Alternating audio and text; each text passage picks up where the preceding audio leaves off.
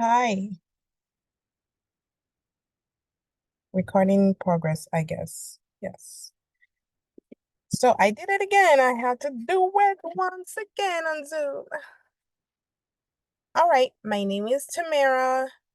I am in nursing 71602.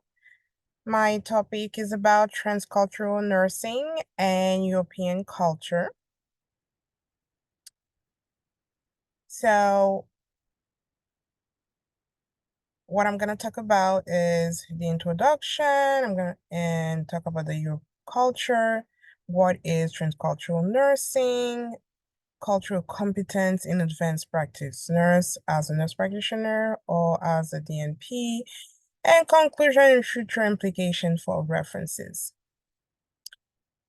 So the presentation is about culture. What is culture? It's learned behaviors, values, societal norms, spiritual, religious belief of an ethnic and racial group of individuals. So it's all about religion, the food, what type of clothes they wear, the climate, the tradition that they have, the language that they speak.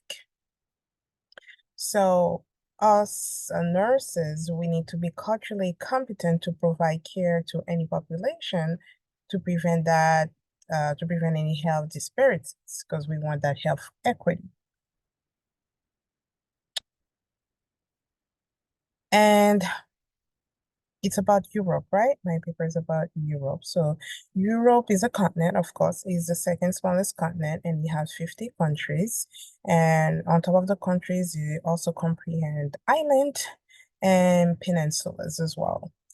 So it's bordered by seas and territories. The seas are to the west, we have the Atlantic Ocean, and to the north, we have the Arctic Ocean. And the south, we have a few seas, the Black, the Mediterranean Sea, the Kumaminish Depression, and the Caspian Sea.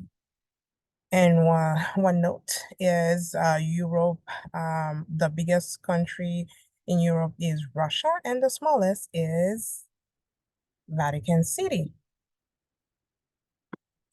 Let's talk more about Europe. It's famous for, places like Paris in France. We have Rome in Italy, Athens, London. Those are touristic places that are located in Europe and well known. And among all those beautiful cities, we also have those countries that all having some part of struggle. So we have those developed countries such as Ukraine, Hungary, Slovakia, Romania, Portugal, etc. So we all heard about Europe. Most people, they like to go to Europe because of its art, the tourism, the history, music, and architecture. So we all know, like in the medieval era, we all heard about all those painting, all those uh, uh, touristic places such as the Colosseum. We have the Louvre Museum. We have the Eiffel Tower in France. We have Athens in Greece. Those are um, places that many tourists go because they have huge history there. And Europe also gave a lot of um, paintings, we also such as the Mona Lisa. We all heard of Mona Lisa, the birth of Venus. I don't know if any of you have taken art classes, but those are like famous painting, the Déjeuner sur l'air, etc. So we know also about all those painters, those writers in the past that made a huge impact in the Europe literature. We all heard of Molière, Victor Hugo, Leonardo da Vinci, Picasso. So now let's talk about transcultural culture. Why is it important? Because it's a diverse population. So we need to be aware of those differences. We need to separate ourselves from our own culture to understand the patient's culture, because the goal is to be culturally competent to provide the best quality of care. So transcultural nursing is a theory based on humanistic discipline. It's designed to serve individual, organization, communities, and societies. And the model that I used for my paper was a Geiger David Hisar transcultural assessment model. So he sees the patient as unique. Everybody is unique. Even though you're part of a culture, it doesn't mean you have the same traits. So he sees the patient in 6 dimensions: the communication, space, social organization, time, environment control, and biological variation.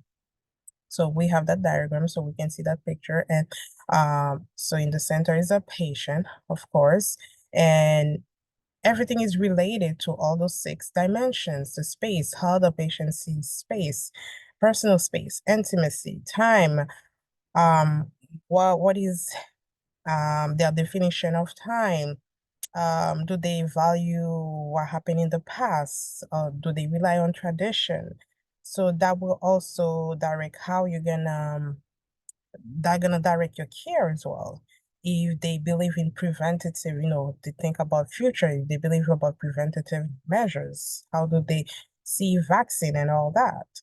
About biological variation. So in a culture, um, in a type of ethnicity and racial, we sometimes see a type of disease. So that's something that we need to be aware when we are providing care. If that um